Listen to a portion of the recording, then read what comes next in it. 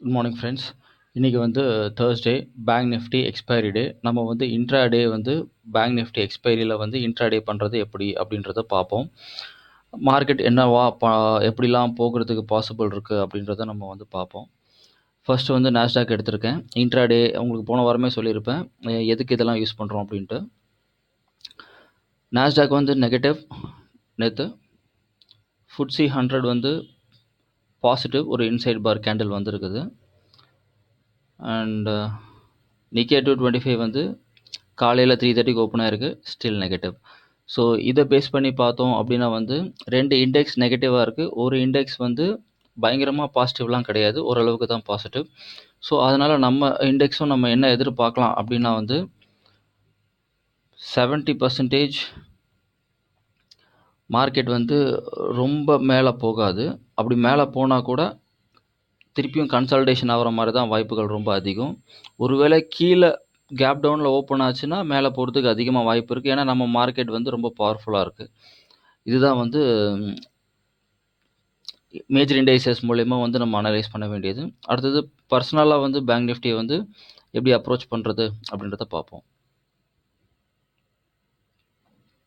என்னென்ன பாசிபிலிட்டிஸ் இருக்குது பேங்க் நிஃப்டியில் அப்படின்ட்டு பார்ப்போம்.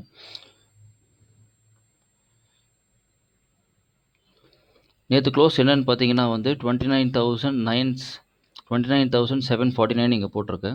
ஸோ இன்ட்ராடேயில் பேங்க் நிஃப்டி மினிமம் வந்து 1.5%, மேக்ஸிமம் 3% ரீசெண்ட் டேஸாக வந்து நடந்திருக்குது.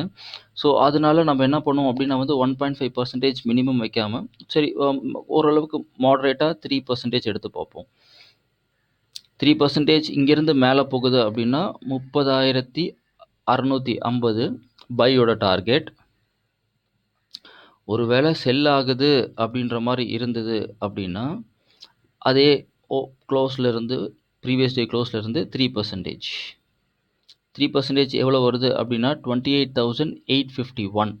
ஸோ இப்போ கால் எடுக்கிறோம் அப்படின்னா வந்து நம்ம எந்த காலை வந்து மேலே போகுதுன்னா நம்ம கால் எடுக்கணும். அப்போ எந்த கால் எடுத்தால் நம்மளுக்கு கரெக்டாக இருக்கும் அப்படின்னா 30,600 கால் எடுத்தால் கரெக்டாக இருக்கும். ஏன்னா 600 இல்லை 700 கால் கூட எடுக்கலாம், பட்ஜெட்டை பொறுத்து இருக்குது.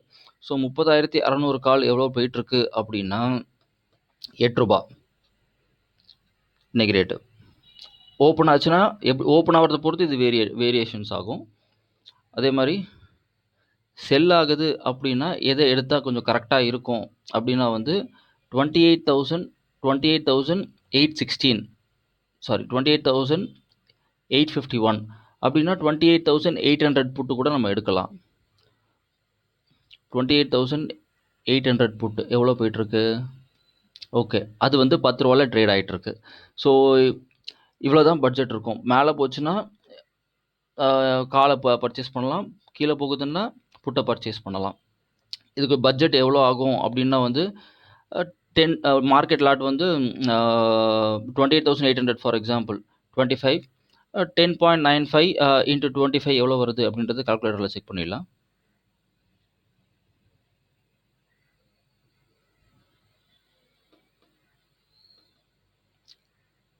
11 இன்ட்டு 25.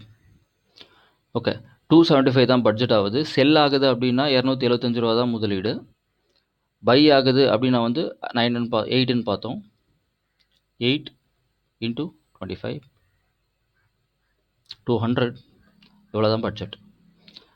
அடுத்தது நம்ம பார்க்கணும் அப்படின்னா வந்து வேறு என்ன பண்ண முடியும் அப்படின்னா வந்து இன்றைக்கி மேஜர் நியூஸ் ஏதாவது இருக்குதான்னு பார்த்துடலாம். டைம் இருக்குதான்னு தெரில.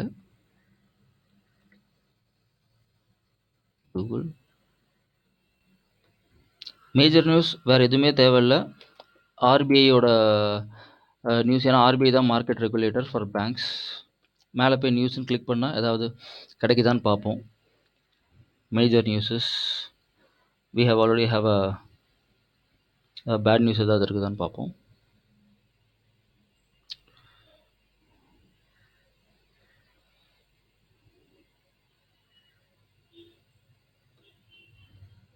RBI select 6 companies in first cohort. No banks. No. Okay. No major newses. So அதனால் thank you.